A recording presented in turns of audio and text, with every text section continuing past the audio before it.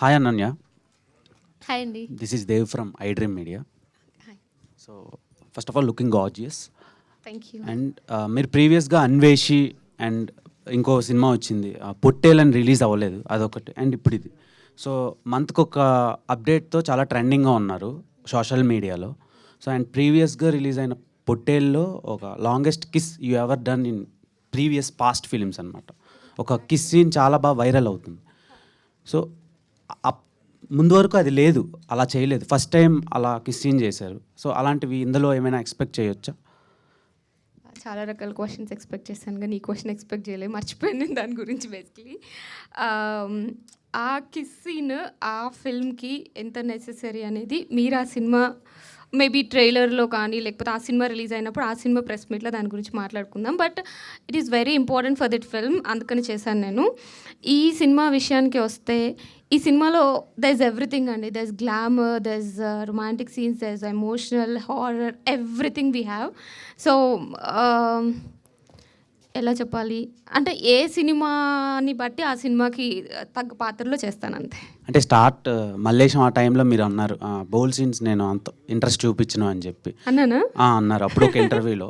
శివాతో ఒక బాగా ఇంటర్వ్యూ అయింది. గుర్తుపెట్టుకున్నారు. సో అప్పుడు చెప్పారు మీరు నేను బోల్ సీన్ చేయను అని చెప్పారు డైరెక్ట్గా. యా. సో ఇప్పుడు చూస్తే అది చూసి షాక్ అయ్యాను నేను బేసిక్గా. చాలామంది మీ ఫ్యాన్స్ కూడా అదేంట్రా అంటే రీసెంట్ టైమ్స్లో చాలా బాధపడ్డారు. సో దాని మీద మీ ఒపీనియన్ ఏంటి? బాధపడ్డారా? అయ్యో. ఓకే. యాక్చువల్లీ ఒక మనిషి ఎవాల్వ్ అవుతూ ఉంటాడండి ఎవ్రీ 6 monthsకి, ఎవ్రీ 1 yearకి. ఆ ఎవాల్వ్ అయ్యే ప్రాసెస్ లేకపోతే అక్కడే మన గ్రోత్ అనేది ఆగిపోతుంది. సో నేను అప్పుడు ఇండస్ట్రీకి వచ్చినప్పుడు కొత్త I thought like okay Queen Victoria కైండ్లో నేను ఏమి యునో ఎలా చేసిన రోల్స్ మంచిగా మన దగ్గరకు వస్తాయి అని అనుకున్నానేమో, పర్ఫార్మెన్స్ చేస్తే చాలు అని. బట్ పర్ఫార్మెన్స్లో ఇలాంటి కైండ్ ఆఫ్ రోల్స్ కూడా ఒక పార్ట్ అని నాకు అర్థం చేసుకోవడానికి కొంచెం టైం పట్టింది. That's it. ఓకే, మీరు చెప్పారు కదా చాలా పెద్ద సినిమా అవుతుందని. నేను కూడా అనుకున్నాను. I hope to. Thank you. This will thank be you so biggest much. Blockbuster in your career and movie please team. Support us. Thank you. Thank you. Srinivas గారు, చెప్పండి. నేను కూడా శ్రీకాకుళం నుంచే. ఫస్ట్ ఆఫ్ ఆల్ క్వశ్చన్ ఏంటంటే మీరు ఇవన్నీ మంత్రశాస్త్రంలో ఉండేటివి చెప్తున్నారు కదా. అవునండి. ప్రీవియస్గా పొలిమేర, విరూపాక్ష అని, పొలిమేర అని, పెండం అని కొన్ని సినిమాలు అంటే లాస్ట్ ఇయర్లో ప్రతి సీజన్కి ఒక హారర్ జానర్లో వచ్చి మంచి సక్సెస్ అయినాయి. అవునండి. సో ఇలాంటి సినిమాల వల్ల కొంచెం నెగిటివ్గా కూడా ఇంపాక్ట్ ఉంటుంది కదా ఆడియన్స్ మీద. Yeah. ఒక సెట్ ఆఫ్ ఆడియన్స్ వరకే థియేటర్కి వచ్చి చూడగలరు, అవునండి. అందరూ రావడానికి కొంచెం ఇబ్బంది పడతారు. అండ్ టీవీలో సక్సెస్ఫుల్గా రన్ అవుతాయి ఇలాంటివి. సో దాని మీద ఒపీనియన్ ఏంటి అండ్ ఈ స్క్రిప్ట్ని ఎంచుకోవడానికి రీజన్ ఏంటి? నేను రీజన్ చెప్పానండి. ఎందుకంటే I want to throw some light on మనదైన తంత్రశాస్త్రం మీద. సో అది ఇంట్రెస్టింగ్ ఉంటుంది యాక్చువల్గా.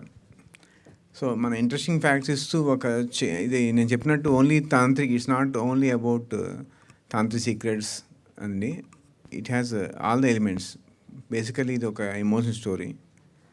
దాంతోపాటు మంచి లవ్ ట్రాక్ ఉంటుంది, తర్వాత మదర్ సెంటిమెంట్ ఉంటుంది. So it's a culmination of all.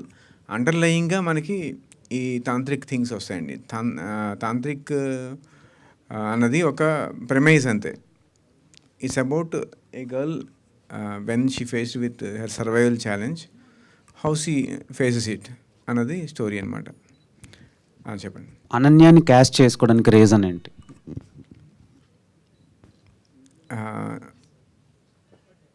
మేము ఒక బడ్జెట్ అనుకున్నామండి. ఆ బడ్జెట్లో నాకు ఇంకెవరు స్ట్రైక్ అవ్వలే ఫస్ట్ థింగ్. తర్వాత ఈ సినిమాకి ఒక ఫ్రెష్ ఫేస్ కావాలనిపించింది నాకు. పెద్ద నోటెడ్ యాక్టర్ దీన్ని పుల్ ఆఫ్ చేస్తారన్న కాన్ఫిడెన్స్ లేదు. సో ఈవెన్ బడ్జెట్ బాగున్నా సరే నేను దీంతోనే వెళ్ళేవాడినేమో. మేబీ తర్వాత ప్రొడ్యూసర్ సైడ్ నుంచి కొన్ని ప్రెజర్స్ ఉంటాయి కదా, బడ్జెట్ ఉంటే ఇలాంటి పెట్టుకోవాలని. లక్కీగా నాకు అలాంటి ప్రెజర్ లేదు. సో మొదటి నుంచి నేను అనుకున్న అంటే స్క్రిప్ట్ రాసుకున్నప్పుడు నేనైతే పెద్ద 100 కోట్ల సినిమా తినేది నాకు తెలుసు. సో స్క్రిప్ట్ రాసుకున్నప్పుడు కూడా నా మొదటి నుంచి తినే మైండ్లో ఉండేది. నేను ఫస్ట్ నెరేషన్ ఇచ్చాను, తనతోనే ఫస్ట్ మాట్లాడింది, తను నెరేషన్ ఇచ్చింది తినికే, తను ఓకే చెప్పేశారు, అలా స్మూత్గా వెళ్తుంది. ఈవెన్ ధనుష్తో కూడా అంతే. ధనుష్నే ఫస్ట్ కలిసాను, ఇంకెవరిని ఆడిషన్ చేయలేదు. మిగిలిన యాక్టర్స్కి అయితే చాలామంది చూశానండి, కానీ హీరో హీరోయిన్కి లక్కీగా నేను ఫస్ట్ ఆడిషన్ అదే ఐ మీన్ ఫస్ట్ కలవడం వాళ్ళనే ఎంచుకోవడం అయిపోయింది. Okay, all the best. Thank you అండి.